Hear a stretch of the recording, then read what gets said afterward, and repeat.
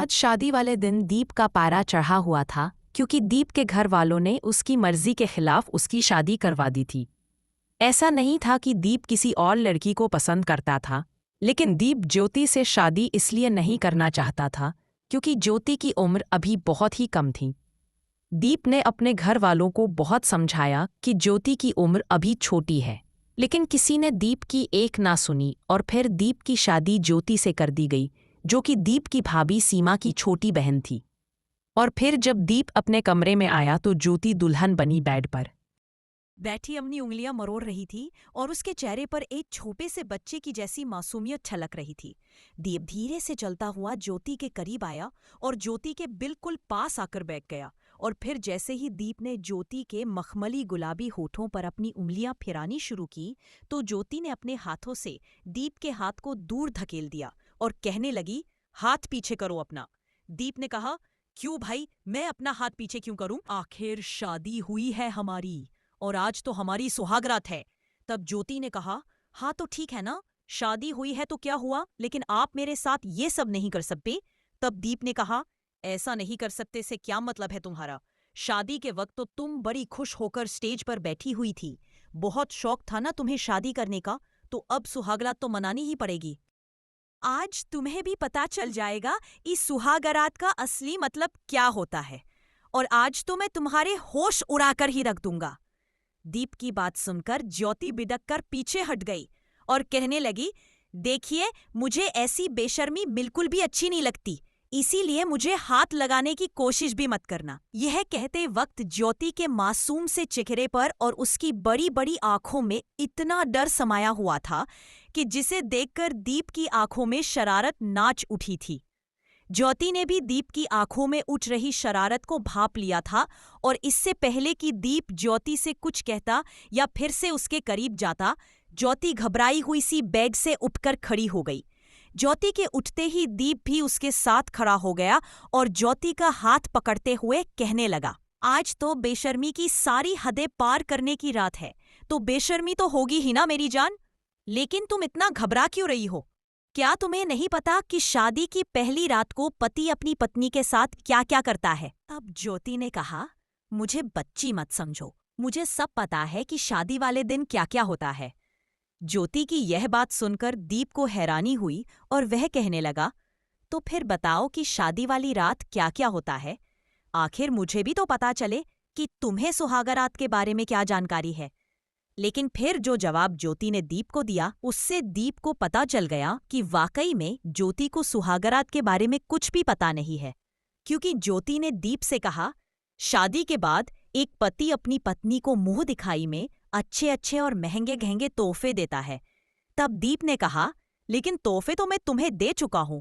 तो ज्योति कहने लगी, उसके बाद पति अपनी पत्नी को एक लंबा चौड़ा लेक्चर देता है कि मेरे माँ बाप का ख्याल रखना, उनकी ठीक से सेवा करना और उनसे कभी कोई भी बदतमीजी मत करना, वगैरह वगैरह। तब दीप ने कहा, लेकिन तुम तो इतनी समझदार हो कि सब बात तो तुम्हें पहले से ही पता होंगी, और मुझे नहीं लगता कि मुझे तुम्हें यह सब बताने की जरूरत है। यह सब तो तुम खुद से ही मैनेज कर लोगी, है ना? तब ज्योति ने कहा, हाँ, वह सब तो मैं खुद से ही मैनेज कर लोगी, है ना? तब ज्योति ने कहा, हाँ, वह सब तो मैं खुद से ही मैनेज कर लूंगी, लेकिन मुझे तो ये भी पता है कि अपने ससुराल वालों को कंट्रोल करने के लिए क्या क्या करना पड़ता है। दीप ने हैरानी से ज्योति की तरफ देखा और कहने लगा, अच्छा अच्छा, चलो ये सब तो तुम्हें पहले से ही पता है, लेकिन फिर इसके बाद क्या होता है? तो ज्योति ने कहा, बस अब इसके बाद और क्या हो सकता है? लाइट बंद हो जाती है और फिर सुबह हो जाती है।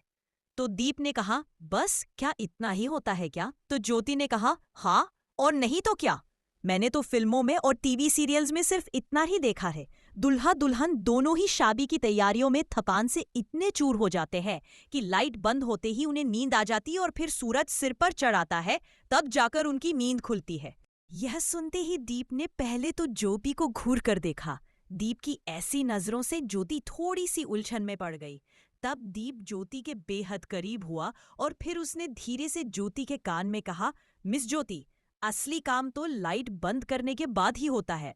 दीप की यह बात सुनकर ज्योति के चेहरे पर डर के भाव उभर आए। तब दीप ने कहा, तुम चेंज तो कर लो मेरी छोटी सी जान, फिर मैं तुम्हें सब कुछ डिटेल में बताता हूँ। दीप ने ज्योति के नाजुक से गालों पर हल्की सी चुटकी काटते हुए यह बात कही तो ज्योति पहले तो बहुत डर गई, लेकिन फिर उसने अलमारी के पास जाकर एक सिंपल सा ड्रेस निकाला और वॉशरूम में चली गई।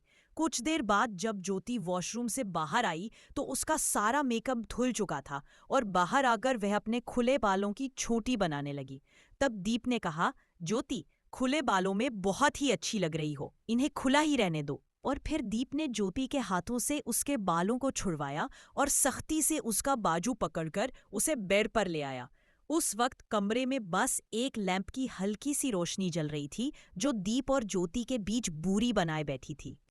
इसलिए दीप ने कहा, हाँ तो अब बताओ मिस ज्योति, अब मैं लाइट बुझा दूं क्या? दीप की यह बात सुनकर ज्योति थोड़ी सी घबरा गई और फिर कहने लगी, अरे नहीं नहीं, मुझे बहुत डर लग रहा है। तो दीप ने कहा, अभी से डर लग रहा है मेरी जान? अभी तक तो मैंने कुछ किया भी नहीं है और तुम्हें डर भी लगने लगा है, तो जब करूंगा तब क्या होगा? तब तो तुम्हारी चीखें निकल जाएंगी। शादी ब्याह कोई गुड्डे गुड्डिया का खेल थोड़ी ना है। एक लड़की को शादी के बाद बहुत कुछ सहना पड़ता है ज्योति। दीप ज्योति का पति था, लेकिन फिर भी ज्योति को लेकर दीप का कोई गलत इरादा नहीं था। वह तो बस ज्योति को डराना चाहता था। जहां शादी की पहली रात एक पति अपनी पत्नी का भरोसा जीतने की कोशिश करता है और अपनी पत्नी के डर को कम करने की कोशिश करता है, और जब उसकी पत्नी का डर थोड़ा कम हो जाता है तब उसे अपनी प्यार का एहसास दिलाकर अपने रिश्ते की नई शुरुआत करता है। लेकिन यहाँ तो मामला बिल्कुल ही उल्टा था। ज्योति का भरोसा जीतने के बजाय दीप ज्योति को शादी के रिश्ते से डराना चाहता था ताकि ज्योति घर की जिम्मेदारी न संभाल सके और दीप अपने घर वालों के सामने यह बात साबित कर सके कि एक ही घर से दो बहनों को लाने के चक्कर में एक 17 साल की लड़की से दीप की शादी करवाने का उनका फैसला कितना गलत था। दरअसल बात यह थी कि दीप के घर वालों ने अपने दोनों बेटों के लिए एक ही घर की बेटियों को पसंद किया था। एक तरफ दोनों भाइयों की शादी हो रही थी तो दूसरी तरफ दोनों बहनों की शादी हो रही थी। दीप एक मिडिल क्लास फैमिली से था, इसलिए उसके माँ बाप ने अपने दोनों बेटों की शादी एक ही खर्चे में करने का फैसला किया ताकि एक शादी का जो भी खर्चा बच जाता उससे वे अपने दोनों बेटों को हनीमून पर भेज सके। दीप के माँ बाप की सोच गलत नहीं थी, तो दीप की नाराजगी भी अपनी जगह ठीक थी, क्योंकि दीप को तो बस इस बात से एतराज था कि शादी के लिए ज्योति की उम्र अभी बहुत छोटी थी। इसीलिए दीप ज्योति को डराकर अपने माँ बाप की सोच को गलत साबित करना चाहता था। और दीप की बात सुनकर ज्योति वाकई में इतनी नर्वस हो गई थी कि उसके चेहरे की तो हवाइयां उड़ गई थी। ज्योति ने दीप से कहा, अरे नहीं नहीं, प्लीज लाइट बंद मत करना, मुझे अंधेरे में बहुत डर लगता है। तब दीप ने ज्योति के दोनों हाथ कसकर पकड़ लिए और कहने लगा, ज्योति मेरी जान, ऐसे कैसे हो सकता है? भला लाइट तो बंद करनी ही पड़ेगी। आखिर तुम्हें भी तो पता चलना चाहिए ना कि लाइट बंद करने के पीछे क्या कहानी है और शादी का दर्द क्या होता है। बहुत शौक था ना तुम्हें शादी करने का, अच्छे अच्छे कपड़े, जेवरात, मुंह दिखाई के महंगे महंगे तोहफे, यह सब सुनने में बहुत अच्छा लगता है, लेकिन शादी का असली सच तो कुछ और ही होता है, और वह सच आज मैं तुम्हें बताऊंगा। यह कहते हुए दीप ने लैंप ऑफ किया और जोर से ज्योति की कलाई पकड़कर उसे अपने बेहद करीब कर लिया। जैसे ही दीप ने ज्योति को अपने सीने से लगाया और जोर से उसे अपने सीने के साथ भींचा तो ज्योति चिल्ला उठी और तुरंत ही दीप से पीछे हट गई। ज्योति ने जल्दी से लैंप ऑन कर दिया और कहने लगी, मुझे अपनी दीदी के पास जाना है। ज्योति सच में बहुत डर गई थी और डर के मारे उसकी आंखों में आंसू झिलमिलाने लगे थे। अब तो दीप का मकसद भी पूरा हो चुका था, क्योंकि दीप तो ज्योति को सिर्फ डराना ही चाहता था। और फिर दीप ने कहा, चलो चलो, ज्यादा नखरे मत दिखाओ, जल्दी से बेड पर लेट जाओ। अभी तो मैं सब कुछ प्यार से कर रहा था, लेकिन अगर तुमने मेरी बात नहीं मानी ना तो मुझे तुम्हारे साथ सख्ती करनी पड़ेगी। यह कहते हुए इस बार दीप ने ज्योति को बड़ी सख्ती से अपने सीने से खींचा तो ज्योति तुरंत ही बेड से खड़ी हो गई और एक बार भी पीछे देखे बिना कमरे से बाहर निकल गई। ज्योति बाहर जाकर अपनी बहन के कमरे का दरवाजा जोर जोर से पीटने लगी तो दीप के चेहरे पर तो ऐसी मुस्कान फैल गई जैसे कि उसने वर्ल्ड कप जीत लिया हो। दीप मन ही मन बड़बड़ाने लगा, बहुत शौक था ना आपको शादी करने का, मेरी एक छोटी सी मदद कर देते तो आपका क्या ही बिगड़ जाता। अब मैं भी देखता हूँ कि आप अपनी सुहागरात कैसे मनाते हैं। दरवाजा खटखटाने की आवाज से दीप के भाई और भाभी के कमरे के साथ साथ दीप के मम्मी पापा के कमरे का दरवाजा भी खुल गया। ज्योति अपनी बहन सीमा के सीने से लगकर रोने लगी और बार बार एक ही बात कहने लगी, दीदी मुझे आपके साथ सोना है। और ज्योति की यह बात सुनकर तो दीप के भाई देव का मुंह तो हैरत से खुला का खुला रह गया, जबकि दीप तो अपने कमरे के दरवाजे पर मस्त खड़ा होकर ये सब एंजॉय कर रहा था। ज्योति की इस तरह अचानक रोने से सीमा भी बहुत परेशान हो गई और सीमा ने ज्योति से पूछा, क्या हुआ ज्योति, तुम इस तरह से रो क्यों रही हो? तब ज्योति ने अपनी बहन से कहा, दीदी मैं दीप के कमरे में नहीं जाऊंगी, मुझे आपके साथ सोना है। यह सुनते ही देव के माथे पर बल पड़ गए, जबकि सीमा ज्योति से वजह पूछने लगी कि वह दीप के कमरे में क्यों नहीं जाना चाहती। लेकिन अब ज्योति भी सबके सामने क्या वजह बताती, इसलिए उसने अपनी बहन से कुछ भी नहीं कहा और अपनी बहन के कमरे में जाकर उसके बेड पर बैठ गई। दीप की माँ कहने लगी, दीप यह अचानक ही ज्योति को क्या हो गया? शादी में तो वो बहुत ही खुश नजर आ रही थी। तब दीप ने कहा, बहुत शौक था ना आपको छोटी लड़की से मेरी शादी करवाने का। अब आप खुद ही देख ले इसका बचपना। अभी तो मैंने सिर्फ हाथ ही पकड़ा था कि इसने तो हंगामा मचा दिया। अब आप खुद ही संभालिए अपनी छोटी सी बहू को। यह कहते हुए दीप अपने कमरे में आकर पैर फैलाकर बेड पर लेट गया और उसने सुकून से भरी एक गहरी सांस ली। इससे पहले कि दीप नींद की वादियों में खो जाता, दीप का बड़ा भाई देव गुस्से से तिलमिलाता हुआ दीप के कमरे में दाखिल हुआ और उसने जोर से अपना तकिया बेड पर पटक दिया और बेड पर बैठकर गुस्से से दीप को घूरने लगा। दीप ने पलटकर अपने भाई की तरफ देखा तो देव कहने लगा, अपनी पत्नी के साथ थोड़ी सी नरमी से पेश नहीं आ सकते थे क्या? दीप कहने लगा, भाई मैंने तो बस उसका हाथ ही पकड़ा था। अब हाथ भी नहीं पकड़ता तो फिर सुहागरात कैसे मनाता? लेकिन मुझे क्या पता था कि सिर्फ मेरे हाथ पकड़ने पर ही वह नासमझ लड़की इतना बड़ा हंगामा खड़ा कर देगी। तब देव ने दीप से कहा, तेरी वजह से मेरी सुहागरात भी बर्बाद हो गई है। यह सुनकर दीप कहने लगा, अब इसमें मैंने क्या किया है भाई, और इसमें मेरी क्या गलती है? 17 साल की मासूम और नासमझ लड़की को दुल्हन बनाकर मेरे कमरे में बिठा देंगे तो यह सब तो होना ही था, क्योंकि ना तो उसमें अक्ल नाम की कोई चीज है और ना ही कोई समझ। अरे वह पागल तो सिर्फ इसलिए शादी करना चाहती थी कि उसे मुंह दिखाई में महंगे महंगे तोहफे मिलेंगे और शादी में नए नए कपड़े। शादी और शादी के रिश्ते के बारे में तो उसे कुछ भी नहीं पता है। आपकी तरह सुहागरात को लेकर मेरे भी कुछ अरमान थे, लेकिन आप सबने मिलकर इतनी कम उम्र की लड़की से मेरी शादी कराकर मेरे सारे अरमानों पर पानी फेर दिया। और सुहागरात सिर्फ आपकी ही नहीं बल्कि मेरी भी बर्बाद हुई है। इसलिए अब आप भी मेरी तरह मुंह पर चादर ओढ़कर चुपचाप सो जाइए। इतना कहकर दीप ने लैंप ऑफ कर दिया और सोने के लिए लेट गया। लेकिन सुहागरात बर्बाद होने की वजह से देव को तो नींद ही नहीं आ रही थी और वह बार बार करवट पर करवट बदले जा रहा था। दीप ने कहा, भाई प्लीज अब आप खुद भी सो जाओ और मुझे भी चैन से सोने दो। दीप की बात देव कहने लगा, तुझे नींद आ रही है बुद्धू कहीं के। अगर तू अपनी पत्नी को कुछ वक्त दे देता तो कम से कम मेरी सुहागरात तो बर्बाद ना होती। यह सुनते ही दीप के चेहरे पर हल्की सी मुस्कान फैल गई और वह दिल ही दिल में बड़बड़ाने लगा, भाई आपके साथ तो यही होना चाहिए था। मैं आपसे इतनी मिन्नतें करता रहा कि भाई कुछ तो मदद करो मेरी। मैं इतनी कम उम्र लड़की से शादी नहीं करना चाहता, लेकिन नहीं, सबकी तरह आपने भी मेरी एक नहीं सुनी। तो अब अपनी बीवी के बगैर ही अपनी सुहागरात को एंजॉय करो। आज आपको भी पता चलेगा कि मजबूरी क्या होती है। ये तो सिर्फ शुरुआत है मेरे भाई, और आपकी सिर्फ आज की रात ही नहीं बल्कि अब तो आपकी हर रात बर्बाद होगी। आप देख लेना भाई, इस नादान लड़की को तो मैं इतना डराऊं कि अब तो यह हर रात आपके कमरे में ही सोएगी और आप यहाँ मेरे कमरे में मेरे साथ। अब तो दीप ने ठान लिया था कि वह अपने माँ बाप की इस बात को इस तरह से गलत साबित कर देगा कि एक ही घर से 2 बहनें लाना बिल्कुल भी सही नहीं है, ताकि अगली 7 पीढ़ियों तक कोई भी ये गलती ना करे। खैर, अगली सुबह सीमा और ज्योति दोनों बहनें एक साथ ही कमरे से बाहर आईं। तब तक उनकी सास ने पहले ही नाश्ता बनाकर टेबल पर सजा दिया था। टेबल पर हर कोई खुशी खुशी नाश्ता कर रहा था, लेकिन दीप के बड़े भाई देव का मूड बहुत ही खराब था। देव बार बार अपनी पत्नी सीमा को घूर रहा था और सीमा बेचारी नजरें चुराते हुए आंखों के इशारे से कह रही थी, लेकिन देव, अब इसमें मेरा क्या कसूर है। वहीं दूसरी ओर ज्योति जब भी आंख उठाकर दीप की तरफ देखती तो दीप उसे घूरने लगता था और ज्योति तुरंत ही घबराकर अपनी नजर नीची कर लेती थी।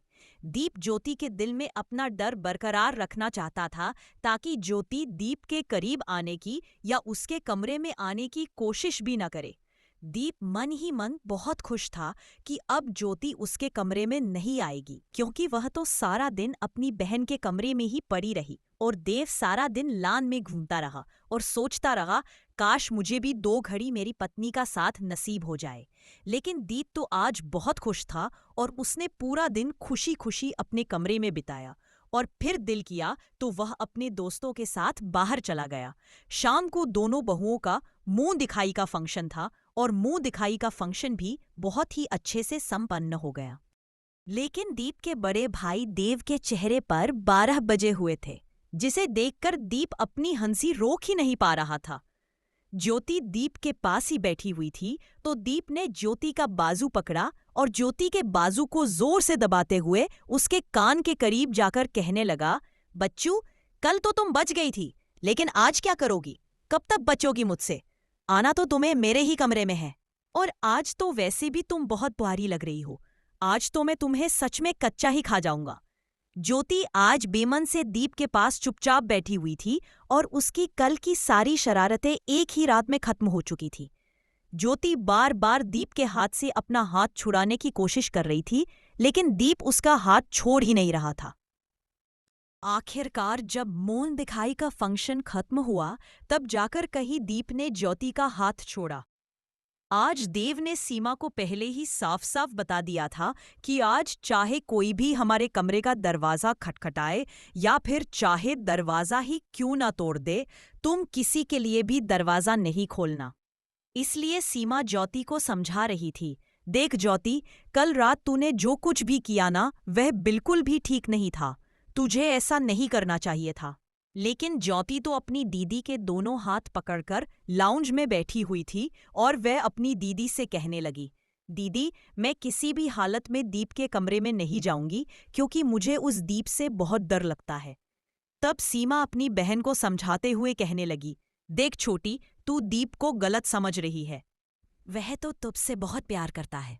तू जैसा दीप के बारे में सोच रही है ना, वो ऐसा बिल्कुल भी नहीं है। तू एक बार उससे बात करके तो देख, मुझे पूरा यकीन है कि वो तुझे कुछ भी नहीं कहेगा।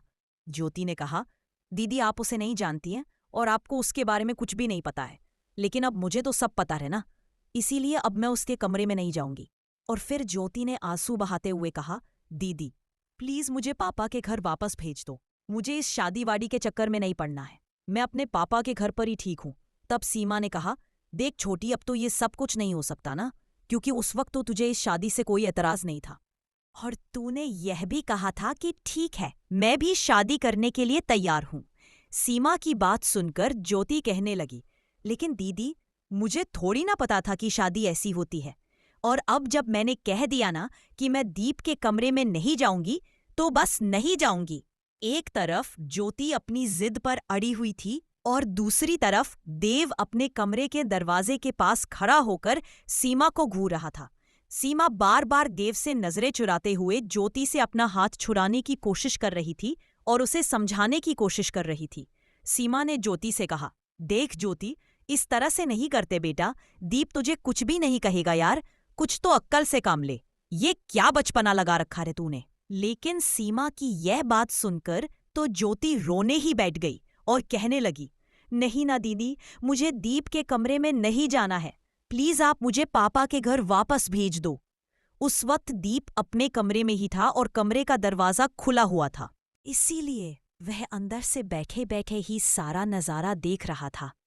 बड़ी मुश्किल से सीमा ज्योति को समझा बुझाकर अपने कमरे में चली गई, लेकिन ज्योति अपने कमरे में जाने के लिए तैयार ही नहीं थी।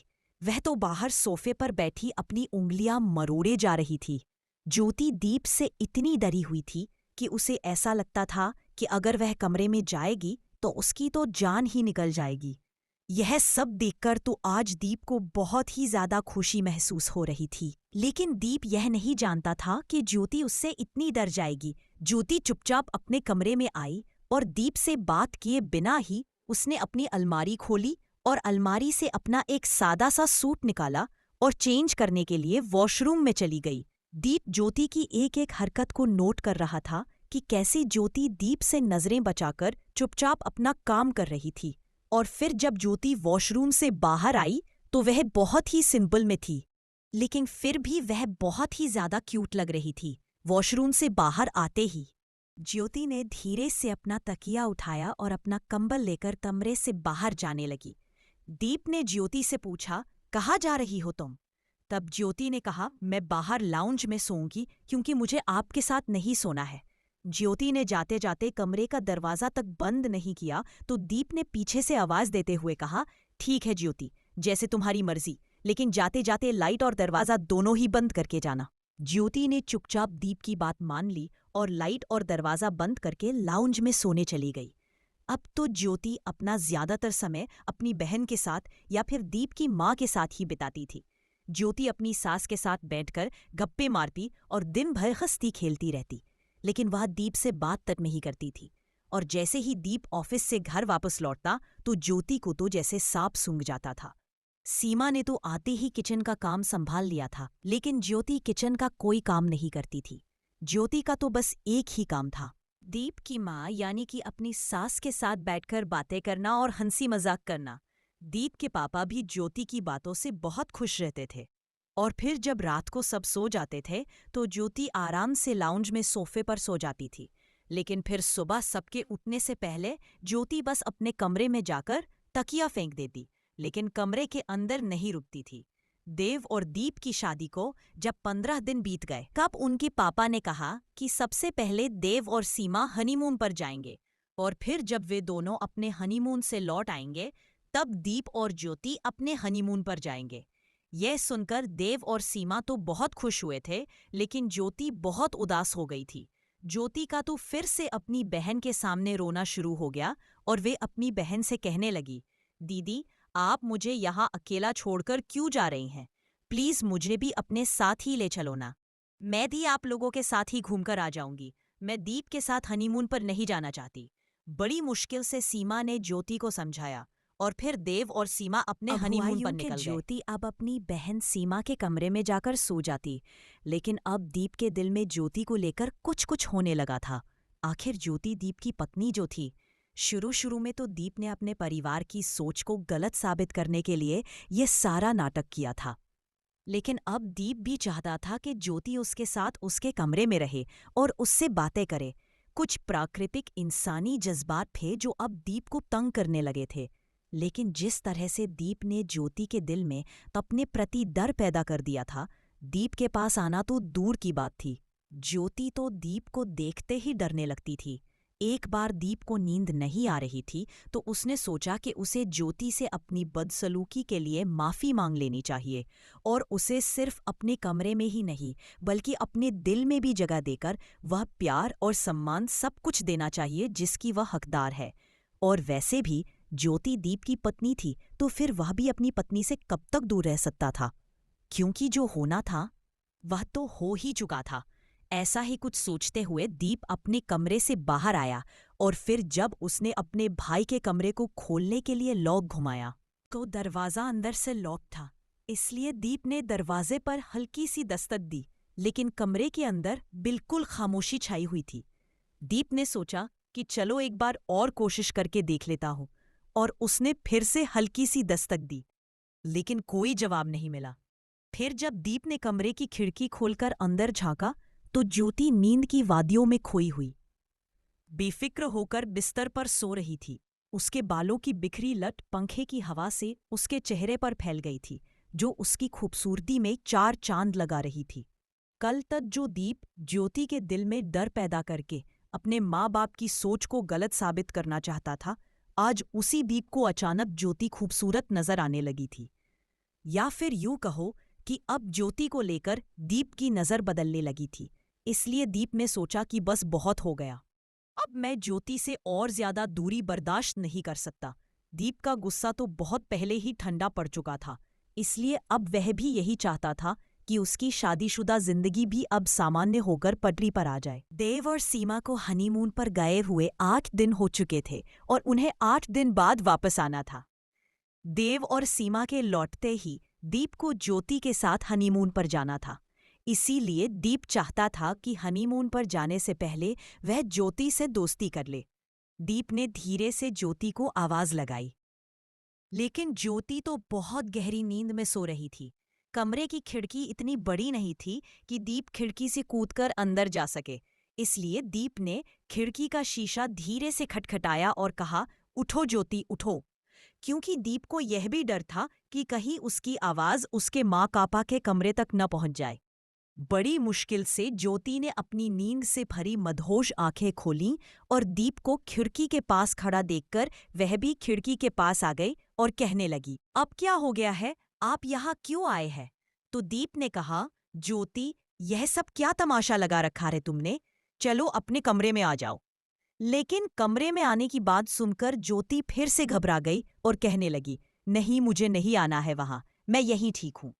दीप ने ज्योति से कहा, अच्छा बाबा, आई एम सॉरी ज्योति, अब मैं तुम्हारे साथ कोई भी शरारत नहीं करूंगा, बस तुम मेरे साथ हमारे कमरे में चलो। लेकिन ज्योति ने तो साफ साफ इनकार कर दिया और कहने लगी, हरगिज नहीं, मैं आपके साथ उस कमरे में नहीं जाऊंगी। फिर दीप अपने कमरे में आकर खुद की गलती पर पछताने लगा और मन ही मन खुद को कोसते हुए कहने लगा, वाह दीप, वाह, तूने तो खुद अपने ही पैरों पर कुल्हाड़ी मार ली। अब तो ज्योति अपनी बहन के कमरे में खिड़की और दरवाजा दोनों बंद करके ही सोती थी, जबकि खाना तो उसे टेबल पर दीप के पास बैठकर ही खाना पड़ता था, क्योंकि टेबल पर दीप के माँ पापा भी सामने बैठे होते थे। जैसे ही ज्योति खाने के लिए टेबल पर बैठती तो दीप आकर ज्योति के बगल वाली कुर्सी पर बैठ जाता, वरना पहले तो ज्योति अपनी बहन सीमा के साथ ही बैठती थी। दीप ने ज्योति से कहा, ज्योति, मेरी प्लेट में भी चावल डाल दो। को ज्योति ने दीप की प्लेट में पुलाव डाल दिया और फिर जैसे ही दीप ने अपना पैर ज्योति के पैर पर रखा तो वह बुरी तरह से चीख उठी। दीप के माँ पापा भी दीप की तरफ देखने लगे। दीप ने भी एक नजर ज्योति पर डाली और ज्योति तो दीप के पैर के नीचे से अपना पैर पीछे ले जाती तो दीप उतना ही अपना पैर आगे बढ़ाकर ज्योति के पैरों तक पहुंच जाता था। दीप की इस हरकत से ज्योति इतनी नर्वस हो गई थी कि वह ठीक से खाना भी नहीं खा पा रही थी। सीमा के हनीमून पर जाने के बाद सारा काम ज्योति पर ही आ गया था और वह अपनी सास से पूछ पूछ कर खाना बनाती थी, लेकिन पूछ पूछ कर भी खाना अच्छा ही बना लेती थी। खाना खत्म होने के बाद रात को जब सब लाउंज में बैठे थे, तब ज्योति किचन में बर्तन धो रही थी। दीप चुपचाप से किचन में आया और फ्रिज से पानी की बोतल निकालकर गिलास में डालकर पानी पीने लगा। उस वक्त ज्योति बर्तन धोने में व्यस्त थी कि तभी पानी पीने के बाद दीप ज्योति के ठीक पीछे आकर खड़ा हो गया और उसे पीछे से अपनी बाहों में ले लिया। ज्योति ने गुस्से से पीछे मुड़कर देखा तो दीप ने अपना सिर ज्योति के कंधे पर रख दिया और कहने लगा, ज्योति, तुम मुझसे इतना दूर क्यों भागती हो? आखिर मैं तुम्हारा पति हूँ यार। ज्योति ने दीप से कहा, दीप प्लीज मुझे छोड़ दो। तब दीप ने कहा, ज्योति, बिना किसी बहस के आज मेरे कमरे में आ जाना, नहीं तो कल तो वैसे भी सीमा भाभी और देव भैया वापस आ रहे हैं। फिर तो तुम्हें मेरे साथ हनीमून पर भी चलना पड़ेगा और फिर तब तुम वहाँ क्या करोगी? अगर आज तुम हमारे कमरे में नहीं आई तो कल तो तुम्हें हमारे कमरे में आना ही पड़ेगा और फिर तुम्हें मेरे साथ हनीमून पर भी चलना पड़ेगा। और याद रखना ज्योति, हनीमून पर तो मैं तुमसे गिन गिन कर बदला लूंगा। दीप के इतना कहते ही ज्योति जोर से चिल्लाने लगी तो दीप ने तुरंत ही ज्योति को छोड़ दिया। ज्योति की चिल्लाने की आवाज सुनकर दीप के माँ पापा दोनों किचन में आ गए और कहने लगे, क्या हुआ ज्योति बेटा? तो ज्योति ने कहा, मम्मी जी, यहाँ इतना बड़ा कॉकरोच था। तब दीप की माँ ने कहा, ज्योति बेटा, कहाँ है कॉकरोच? तो ज्योति ने कहा, मम्मी जी, अभी अभी तो यही शेल्फ पर था, लेकिन पता नहीं अब कहाँ चला गया। दीप समझ गया था कि ज्योति ने उसकी पकड़ से खुद को आजाद करने के लिए यह सब कुछ किया था, इसीलिए वह गुस्से से अपने कमरे में आ गया और सोचने लगा, पता नहीं यार, मैं हर बार उससे गलत बात क्यों कर देता हूँ। मैं तो ज्योति से दोस्ती करने गया था, लेकिन मैं तो उल्टा उसे गुस्सा दिलाकर वापस आ गया। शादी को 1 महीना बीत चुका था, लेकिन ज्योति तो दीप के हाथ ही नहीं आ रही थी और ना ही वह दीप की कोई बात सुनने को तैयार थी। अगले दिन सीमा और देव भी हनीमून से वापस आ गए थे, इसलिए ज्योति को फिर से लाउंज में ही सोना पड़ा। सबके सो जाने के बाद ज्योति लाउंज में तकिया रखकर लेट गई कि तभी दीप चुपके से अपने कमरे से बाहर आया और ज्योति की कलाई पकड़कर कहने लगा, ज्योति, बिना किसी बहस के चुपचाप कमरे में चलो। तब ज्योति ने कहा, मैंने आपसे कहा ना कि मैं आपके साथ उस कमरे में नहीं जाऊंगी, और अगर आपने मेरे साथ जबरदस्ती करने की कोशिश की ना तो मैं चिल्लाना शुरू कर दूंगी। दीप ने ज्योति के मुंह पर अपना हाथ रखा और कहा, ठीक है, चिल्लाओ, अब जितना चिल्लाना है शौक से चिल्लाओ। इतना कहकर दीप ज्योति को जबरदस्ती अपने कमरे में ले जाने लगा और वह कमरे की लाइट बंद करके उसे बिस्तर तक लाया ही था कि तभी अचानक बाहर से दरवाज़ा खटखटाने की आवाज़ सुनाई दी। देव माँ के कमरे का दरवाज़ा खटखटा रहा था और जैसे ही उसकी माँ ने दरवाज़ा खोला तो देव ने कहा, माँ, सीमा की तबीयत बहुत खराब हो गई है, प्लीज़ आप आकर देखिए ना, सीमा को क्या हो गया है।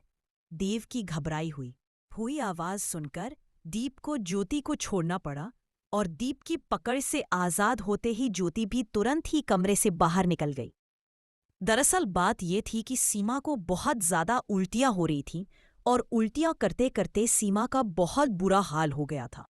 तब दीप की माँ ने ज्योति से कहा, ज्योति बेटा, जल्दी से अपनी दीदी के लिए नींबू पानी बनाकर लाओ। अपनी दीदी की ऐसी हालत देखकर ज्योति भी बहुत घबरा गई थी, इसलिए वो तुरंत ही भागकर किचन में गई और सीमा के लिए नींबू पानी बनाकर ले आई। नींबू पानी पीने के बाद जब सीमा की उल्टियाँ बंद हो गई तो देव सीमा को डॉक्टर के पास ले गया और तब पता चला कि सीमा तो माँ बनने वाली है। लेकिन सीमा की कमजोरी की वजह से डॉक्टर ने उसे बेड रेस्ट करने की सलाह दी थी। एक तरफ दीप खुश हो रहा था कि उसकी भाभी ने इतनी बड़ी खुशखबरी सुनाई है कि अब वह चाचू बन जाएगा, तो दूसरी तरफ दीप के लिए एक बुरी खबर भी थी कि उसका और ज्योति का हनीमून कैंसिल हो चुका था, क्योंकि अब घर के सारे काम की जिम्मेदारी ज्योति पर आ चुकी थी। अपनी बहन को कमरे में खाना देना, उसकी देखभाल करना और समय पर दवाइयाँ खिलाना। घर के कामों के साथ साथ ये सब काम भी ज्योति ही करती थी, क्योंकि सीमा की तबीयत ठीक नहीं रहती थी। दिन भर यहाँ से वहाँ भागते भागते ज्योति तो घनचक्कर सी बनकर रह गई थी। अब तो दीप को भी ज्योति पर तरस आने लगा था, क्योंकि इतनी छोटी सी उम्र में ही ज्योति पर बहुत बड़ी बड़ी जिम्मेदारियां आ गई थी। और ऊपर से शुरू में तो ज्योति के साथ दीप का रवैया भी अच्छा नहीं था। अब तो ज्योति को देखकर दीप को भी बहुत अफसोस होता था, क्योंकि एक तो वह पूरा दिन घर के काम करके थकान से चूर हो जाती थी और ऊपर से रात में भी उसे चैन नहीं मिलता था, उसे सोफे पर सोना पड़ता था। एक दिन जब ज्योति अपना तकिया लेकर सोफे पर सोने जा रही थी, तब दीप ने ज्योति से कहा, सुनो ज्योति, देखो मैं तुमसे कुछ नहीं कहूंगा और तुम्हें हाथ भी नहीं लगाऊंगा, लेकिन प्लीज तुम यहाँ आराम से बिस्तर पर सो जाओ। मैं सच में तुम्हारे साथ कोई शरारत नहीं करूंगा। तब ज्योति ने कहा, लेकिन आप लाइट तो बंद नहीं करेंगे ना? तो दीप ने कहा, नहीं, मैं लाइट बंद भी नहीं करूंगा। और दीप ज्योति की किचन में भी मदद करने लगा था। और एक दिन दीप ने ज्योति से कहा, ज्योति, क्या तुम मुझसे दोस्ती करोगी? तो ज्योति ने कहा, नहीं, मैं आपसे दोस्ती नहीं करना चाहती, आप अच्छे इंसान नहीं हैं। अब दीप ने कहा, क्यों ज्योति, आप अच्छा इंसान क्यों नहीं हूं? अब तो मैं तुम्हारी हेल्प भी करता हूं ना। तो ज्योति कहने लगी, आप मेरी मदद तो करते हैं, लेकिन फिर भी मुझे आपसे डर लगता है। दीप ने कहा, देखो ज्योति, अब तुम्हें मुझसे डर नहीं लगेगा, क्योंकि अब तो मैं तुम्हारा दोस्त बन जाऊंगा ना। यह सुनकर ज्योति कहने लगी, आप जोर से मुझे अपने साथ तो नहीं लगाएंगे ना? आपको पता है उस दिन मेरी सांसें भी रुक गई थीं। तब दीप ने कहा, नहीं लगाऊंगा, बस तुम मुझसे दोस्ती कर लो। तो ज्योति ने कहा, और आप मेरे करीब भी नहीं आएंगे ना? तब दीप ने कहा, नहीं ज्योति, जब तक तुम नहीं चाहोगी मैं तुम्हारे बिल्कुल भी करीब नहीं आऊंगा।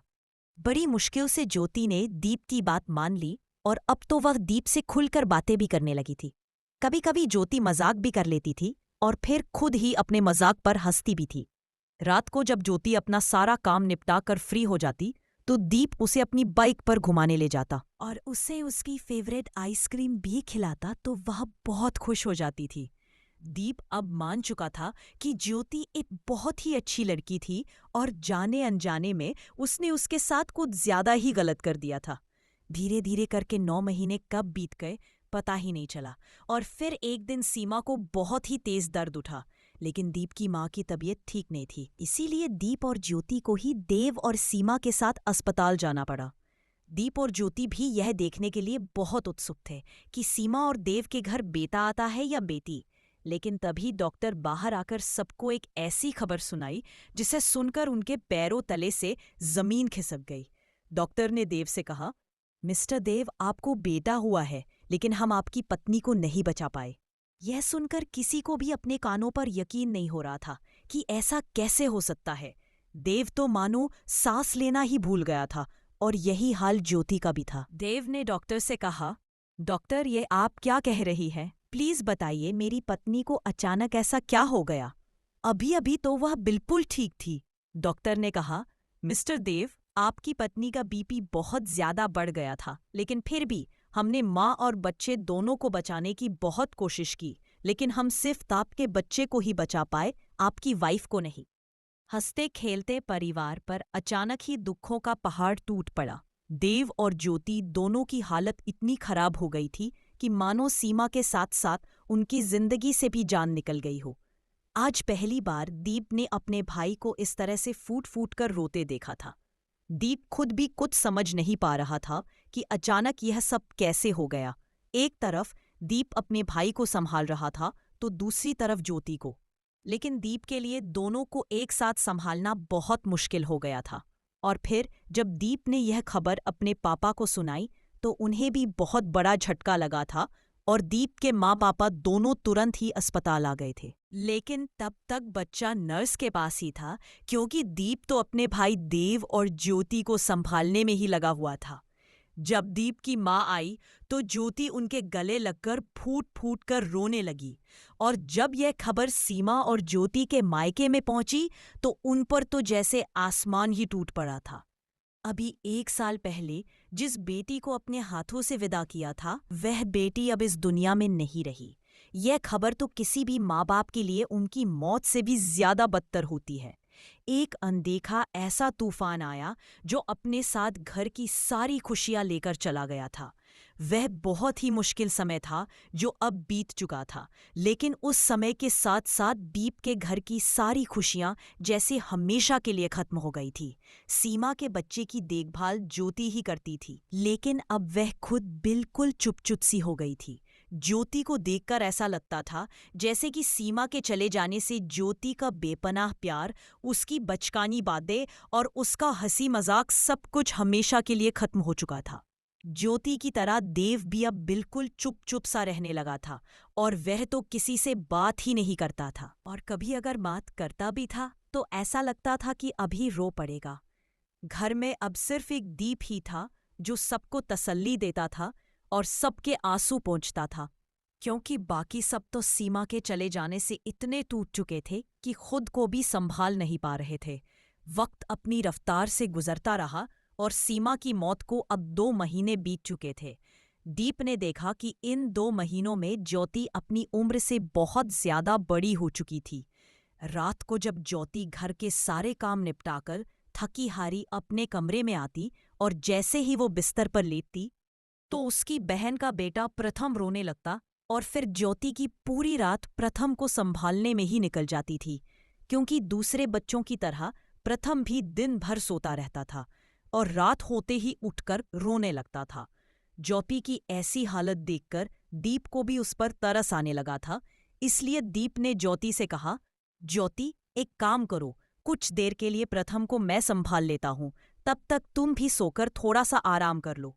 ज्योति की आंखें नींद से भरी हुई थी, लेकिन फिर भी वह कहने लगी, अरे नहीं नहीं, आप इसे नहीं संभाल पाएंगे, क्योंकि यह सिर्फ मुझसे ही संभलता है। तब दीप ने कहा, ज्योति, अगर तुम प्रथम को मेरे हाथों में दोगी तो उसे मेरी आदत भी हो जाएगी। एक काम करो, शायद प्रथम को भूख लगी है, तुम उसके लिए फीडर बनाकर ले आओ, तब तक मैं इसे संभालता हूँ। इतना कहकर दीप ने प्रथम को ज्योति के हाथों से ले लिया, और तब तक ज्योति भी प्रथम के लिए फीडर बनाकर ले आई। दीप ने ज्योति से कहा, ज्योति, तुम थोड़ी देर आराम कर लो, प्रथम को फीडर में पिला देता हूँ। तो ज्योति कहने लगी, नहीं दीप, आप सो जाइए, मैं बाद में सो जाऊंगी।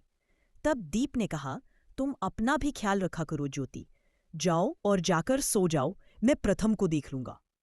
तब ज्योति ने कहा, लेकिन दीप, आप भी तो थके हैं ना, आप सो जाइए, मैं प्रथम का ख्याल रख लूंगी। लेकिन फिर दीप ने ज्योति के हाथों से प्रथम को ले लिया और ज्योति को बिस्तर पर बिठाकर थोड़ा सख्ती से कहा, ज्योति, मैंने कहा ना तुम्हें कि मैं प्रथम को देख लूंगा, अब तुम चुपचाप यहाँ लेटकर सो जाओ। दीप का सख्त लहजा देखकर ज्योति चुपचाप जाकर बिस्तर पर लेट गई और कुछ ही देर में उसे नींद भी आ गई थी।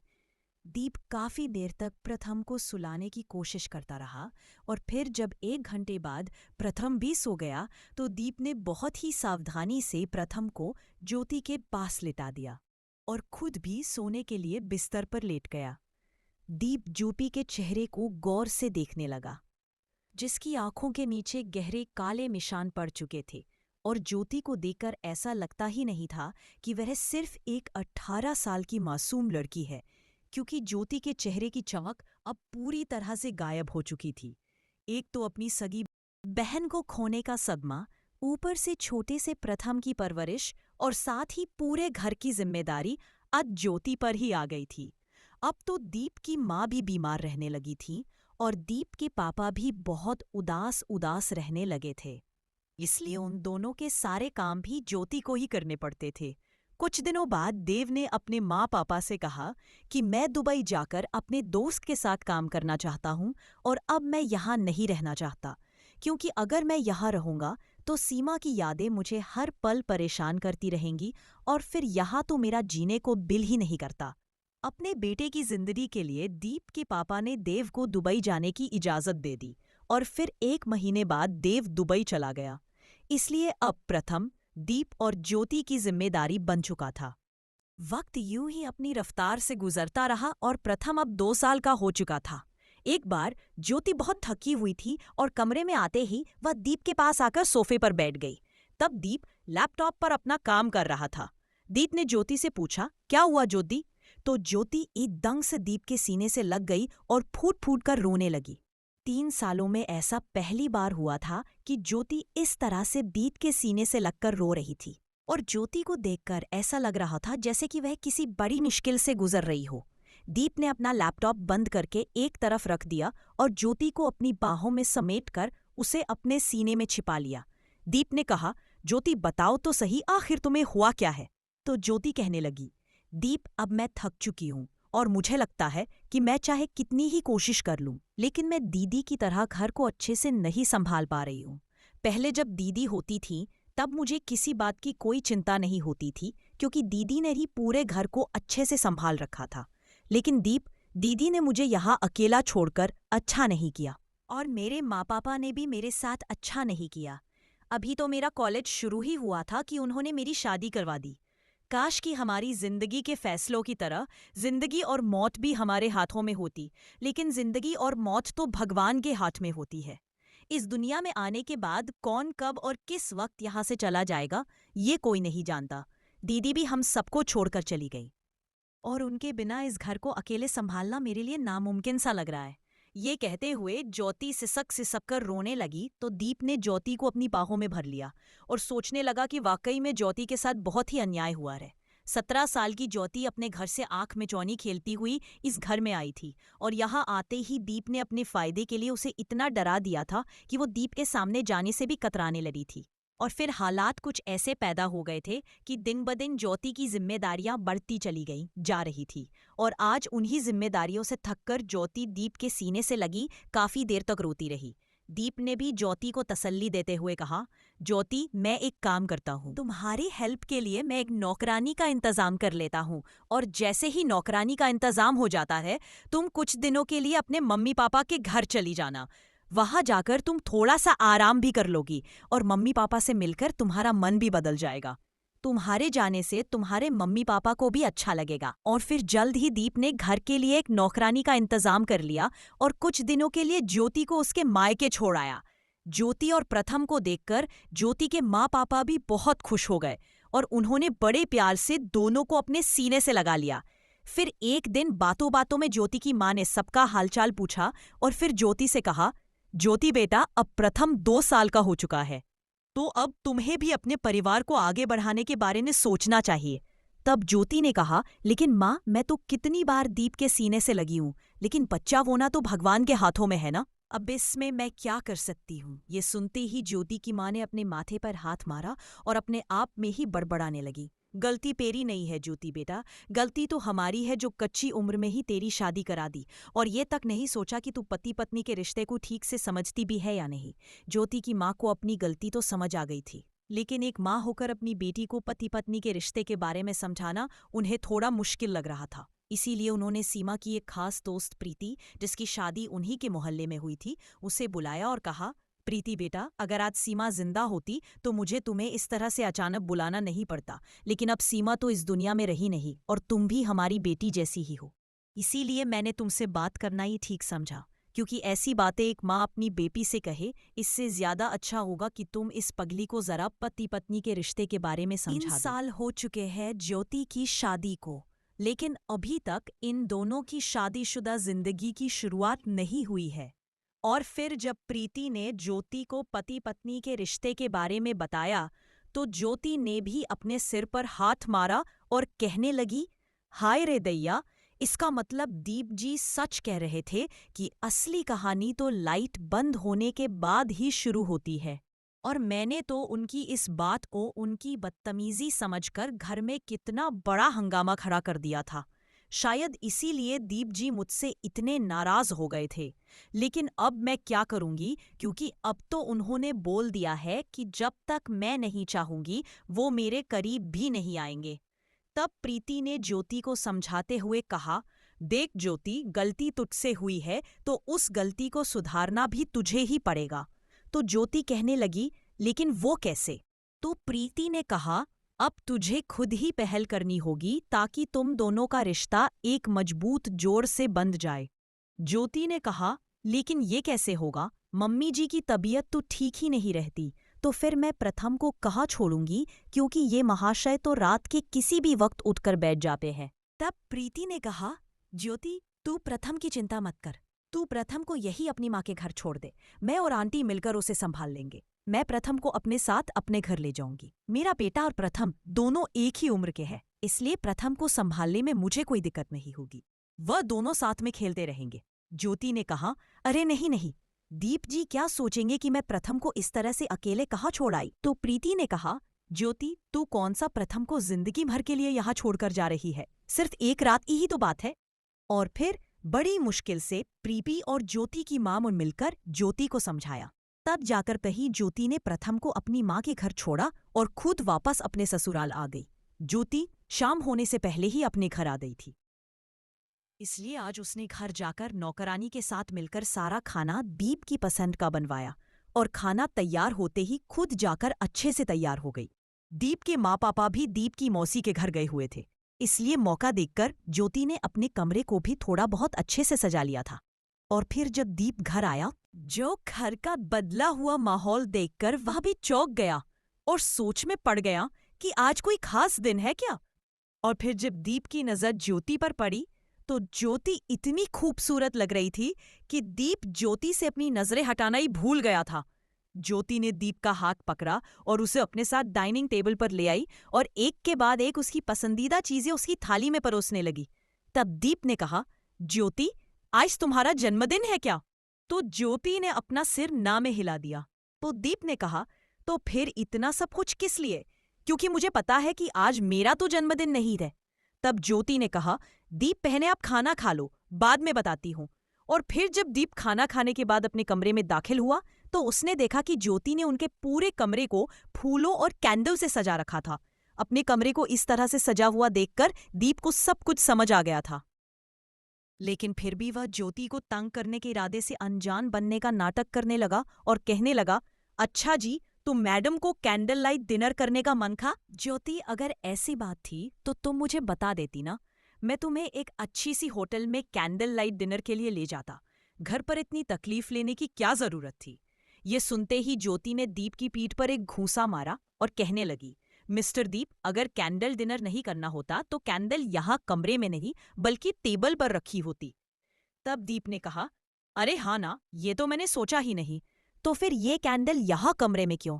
इससे पहले कि दीप आगे और कुछ बोलता, ज्योति ने दीप को एक और घूंसा मारने के इरादे से अपना हाथ उठाया और कहने लगी, बहुत भोले बन रहे हैं ना, अभी बताती हूं मैं आपको कि ये कैंडल यहाँ क्या कर रही है। और फिर दीप को एक और घूंसा खाना पड़ता उससे पहले ही दीप ने ज्योति का हाथ पकड़ लिया और ज्योति के होठों पर अपने होठ रख दिए। ज्योति भी दीप की बाहों में पिघलती चली गई और आज दोनों ने रात भर एक दूसरे पर प्यार बरसाकर अपनी शादीशुदा जिंदगी की शुरुआत कर दी थी। अगली सुबह दीप और ज्योति दोनों के लिए ही बहुत खुशनुमा साबित हुई थी, क्योंकि रात भर के प्यार की झलक उनकी मुस्कुराहट के रूप में उनके चेहरे पर फैली हुई थी। अगले दिन दीप के माँ पापा और प्रथम भी घर वापस आ चुके थे, इसलिए अब दीप भी रोज ऑफिस से घर आने के बाद प्रथम को संभालने में ज्योति की मदद करता था, क्योंकि घर के कामों में तो नौकरानी मदद कर ही देती थी। लेकिन दीप ये अच्छी तरह से जानता था कि एक बच्चे को संभालना माँ को बहुत ज्यादा थका देता है। अब प्रथम ज्योति को मम्मी कहता था और दीप को पापा कहने लगा था, तो वहीं ज्योति और दीप भी प्रथम को अपनी औलाद से भी ज्यादा प्यार करते थे। इस बार जब देव इंडिया वापस लौटा तो उसके माँ बाप ने एक अच्छी सी लड़की देव पर उसकी शादी करवा दी। देव की दूसरी पत्नी भी बहुत अच्छे स्वभाव की थी और उसने ज्योति से कहा, ज्योति, प्रथम देव की औलाद है, इसलिए अब प्रथम मेरी जिम्मेदारी है। तब ज्योति ने देव की पत्नी से कहा, भाभी, ऐसा नहीं है कि मुझे प्रथम के लिए आप पर भरोसा नहीं है, लेकिन प्रथम जब से पैदा हुआ है तब से वह मेरे पास ही रहा है और अब तो हम दोनों को प्रथम की और प्रथम को हमारी आदत हो चुकी है, इसलिए प्लीज आप प्रथम को हमसे अलग ना करें।